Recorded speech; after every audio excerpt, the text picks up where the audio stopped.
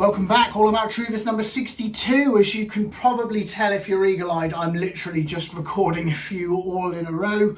That's not because I don't appreciate your attendance, but simply I've got so many backing up, it is becoming quite untidy that I'm not able to just fit them into the collection. So I am doing a few all about Truvis on the fly. How are you doing? I never ask how you're doing. It'd be really interesting to know about how your day's going, how your Truvis collection's coming. How many have you got? Let me know in the comments. I think I am probably just shy of 1,000 now, but there are guys out there with a lot more. So I know someone out there with 1,600. I've recently heard rumours of someone out there with 2,300. I'm sure Phil probably topped 1.5, but I know he's minimising his collection as well. But I'd love to know how many you've got, so do let me know down in the comments. If you have a Truvis collection, you might have the first one, which is from Oklahoma, which is called Southern Hills, and it is a really nice one. It is simply their logo with, it looks like a tennis racket, a golf club, and a rifle, and it's in gold and blue. Now there are some of these ones that come in gold and blue that really don't translate on a Truvis. Because this is big and it's thick, it works really well. Southern Hills 1936. Next one is from California and it's Toscana, or Toscana, I'm not sure.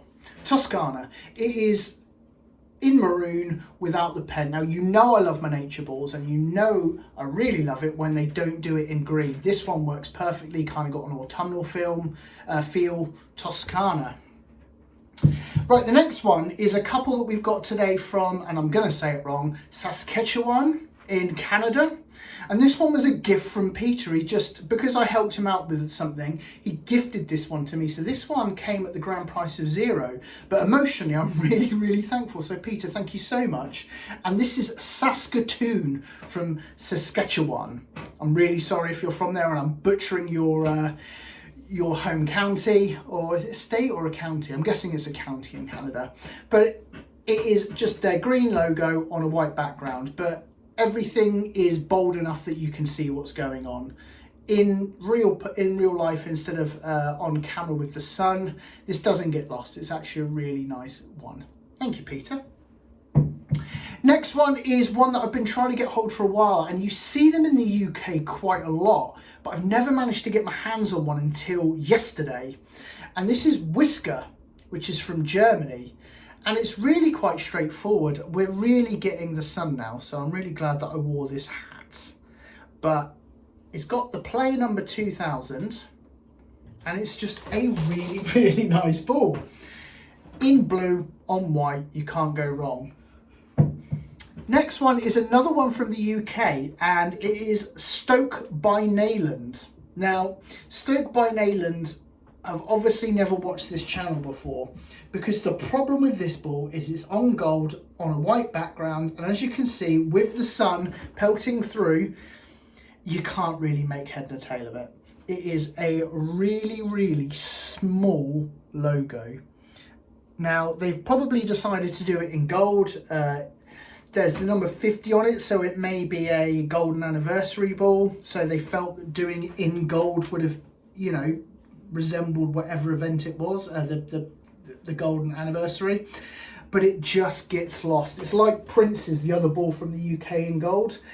Just be aware, if you're designing your Truvis out there, it needs to be able to be clear when you're selling it in the shop, because otherwise it just gets lost, like the Mercedes ball a couple of episodes ago. Stoke by Nayland. One that doesn't get lost at all is this one. It's Ethica from California. This ball has it all. It is bold, it is bright, it does exactly what it says on the tin, and I know I say that every week. I need to get more superlatives, but this ball is just astoundingly pretty. And heading back to Saskatchewan is Plur. It's a nice ball because you've got the maple leaf and then Plur is written on it. This ball is an old one. I think this has been, I mean, I think this one's probably stems back from 2018, maybe even 2017. When I first started getting in the game, this ball was very, very hard to get hold of, and I was desperately trying to get hold of one. Back in the day when I was buying all of Patrick's old collection, he had one, but for some reason I didn't swoop in for his one. But this ball is probably not one that you've seen before, and only the biggest collectors, I would imagine, that would have this one. Plur. Next one I got from Scott, and it's so close to being mint. I've had a really good go at cleaning it, but there is just a little bit of discoloration on the top. You can see that in the shadow. I so need to get some blinds. Please bear with me. Otherwise I may go blind. But it's Wild Turkey Bourbon with a player number 101. This ball is wicked. I love this ball. I will need a mint one in the near future. So if you manage to get hold of some, give me a call, because I'd like to get a mint one. But for now, this will sit well in the collection. Wild Turkey Bourbon. Next one is South Park in Kentucky. Now, is it my favourite tree ball, this one? I think it might be. It's just a really, really good design. Now, yes, the episode that I did a couple of times ago where they had the R and the player number in, the day it was originated, 1893. They've got this in 1905 and they've got it on the player number, but I'm actually going to take back what I said. It actually looks better having the year underneath the logo. I don't know how they've made this so bold, but it just transmits absolutely perfectly. It's just really, really vivid. I love this ball. South Park in Kentucky. Another vivid one is this one, which is Harmony Landing from Kentucky. And this is one that has different logos and colours. So you've got their crest, and then you've got their logo, Harmony Landing, in black and green. Thank you. But it's really, really bold. I really like it when they do the bold crest, because they really stand out. And the fact that they've gone with their logo as well as the crest is actually quite clever, because it makes it punch a bit more. And when it's on the shelf, you've got the two colours and it frames it. It works nicely. Harmony Landing. Next one is another one from Siegfried, and I adore this ball. This ball, when I talk, I say the word punches a lot. When it punches, it's vivid, it shines on the display, and I can't think of many that do it as much as Cinco Ranch from Texas. Again, like the fox in the last episode, it's red and black, and it just works perfectly. I'm not quite sure what the logo is, whether it's a flower or some kind of horizon, I'm not sure, but it is just a lovely ball. Cinco Ranch, 1994, so not an old course. Next one is Manchester, but not from the UK, it's from New Hampshire. And just like the Harmony Landing one, in black with the crest, you can't go wrong. Really bold, really bright. Next one is a stunner, and it is it's Harbour Trees from Indiana.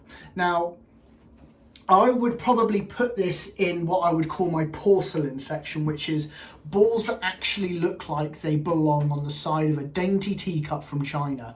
This one is just sailboat with the blue sun as a silhouette, and it just works really well. 1971 is the player number.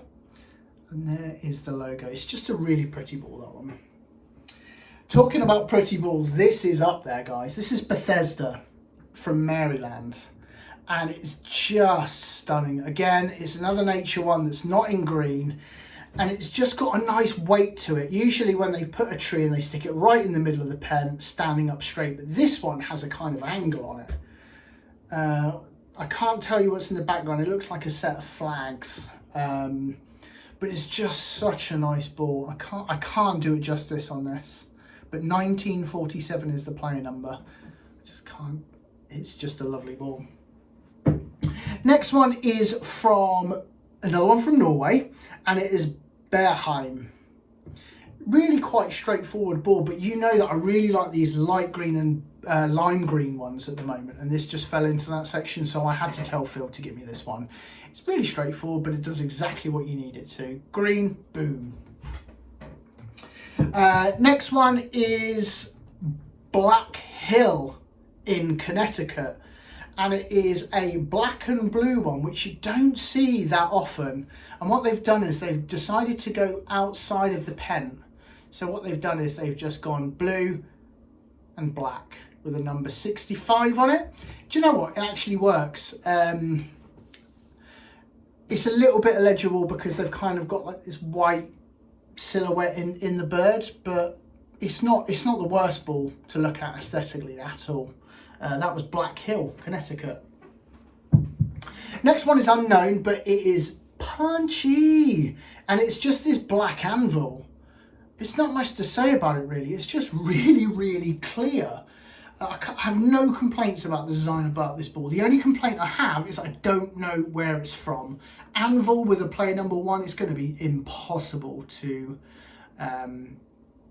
identify, I think. But if you know, get in the comments. Next one is another porcelain, but it has a slight different one. This one is Polo in Georgia, and it's just got their logo, which is just a couple of players playing polo, and it is in blue and green. Now you don't see blue and green that many. You've got the one from India, the tree, but this one, it just looks again like it should be on a porcelain cup. Again, I'm not doing this much justice, but the fact that it's the dark blue and the dark green, it's not a colour match that you see often, and when you do, you usually see it in pen form. So this one is one that really stands out from the ones that I'm showing you today. Polo. Next one is the National from Canada. Now I've got the one version which is just the outline of the leaf, and this is just the colour all punched in. Both of them together are going to look perfect because it's the same logo. It's just that the first one has just the outline, and then you can see the kind of veins in the leaf veins. It's probably not the right way of saying it. National, Canada in Ontario. Next one is from Minnesota. No, that's not how you say it. Is it A? It's been so long since I've watched Fargo. I'm really sorry. I'm butchering your accent. But this one is from Golden Valley. And this one is just where they let the crest do the talking. They've got lots of black in the crest on this one, so they don't need to force it home. It just stands out really nicely. With a player number 1914, this one is a must, especially if you like black on white. This one is a perfect one. Second to last ball is an unknown one, and it is a shield with a shamrock on. It's got the player number 2005, so I don't think it's an event. Usually events will have a year on, but they've only been making Truvis for about 7 years now, so it's unlikely to be an event. It's more likely to be a newer ball, a newer club. But if you know, let me know in the comments. And last but not least is a ball that I have the old version of, and I didn't like the old version. The old version was really plain and boring, but they've knocked out the park on this one. This is Leewood from Kansas, and it is just kind of like this well with CCL on. Now CCL was what they had on the original ball, and I just felt like it was just same old thin green lines, couldn't ascertain what it is. They've just done something completely different here. Number 1968, and it is just a well. And do you know what? It just stands out a mile. I really, really like this ball. But that's your 22 for today. That brings me back up to speed now. So I'm sorry that I've rushed through the last All About Truvises. I needed to get these into the collection because I've got so many more coming. I have recently been recommended a carpenter that I'm going to reach out and contact, and hopefully the carpenter's going to help me start creating this wall. Now, I suspect it's going to cost many, many hundreds of pounds. I'd like to pay about 400, but logic would say 600, but because it's a carpenter and it's a custom piece of work, I reckon it could go anywhere up to 1,200. So I may have to cut down on the spending of balls, or I might just have to do a GoFundMe and hope that I've got some ridiculously wealthy fans out there. Talking about fans, I've had a few emails recently of people that have just reached out to me saying that you really enjoy the channel. I can't tell you how nice that is. Now, I've only got 60 subscribers. I am not milking in the cash from YouTube. I'm not even on their radar. But the fact there's a few of you out there just watch the channel, I can't say religiously because I don't know what that makes me, but you watch the channel and you find it interesting. Thank you so much for sending these emails. It means the world to me. I'll be honest, I feel a little bit crazy that I collect golf balls, and whenever I tell people, I just think they're going to judge me, but it just brings me so much joy. So thank you to all the people that have written me an email. I will endeavour to improve the content on this channel with the display. Gonna get me a new camera. I'm actually hoping for 2 cameras. I want one camera that does the wide shot, and then in the bottom left hand corner I want to have a small window with a really high, what's the word that I'm looking for? High, oh, I'm gonna remember the word as soon as I finish, but with a camera that just, so the box in the corner just shows this high resolution, so you can see the ball on the screen at all time and you don't have to look at my ugly mug the whole time. I just think that would be really good. So what I really like is if I could get a spinny podium as well. That would be really cool. So a spinny podium that I can have the ball in the bottom left hand corner of the screen at all times and just switch them in, switch them out. I also, in the new cabin, need to come up with a way of getting rid of the balls, because at the moment I've just dropped them all on the floor and I'm going to have to pick those up. But I've got my collection here now and I can put them away, and next time I join you on All About Truvis, it will be for a new ball, a new set of balls that I haven't had waiting around for the last couple of months while I've been completing the Truvis lab. Anyway, it's been wonderful spending this morning with you. I'm guessing this one's going to go out just around Christmas. So if I haven't wished you already, do have a Merry Christmas and a Happy New Year. And I hope Santa brings you many, many Truvis. Anyway, take care guys. Deeks out. See you later. Bye-bye.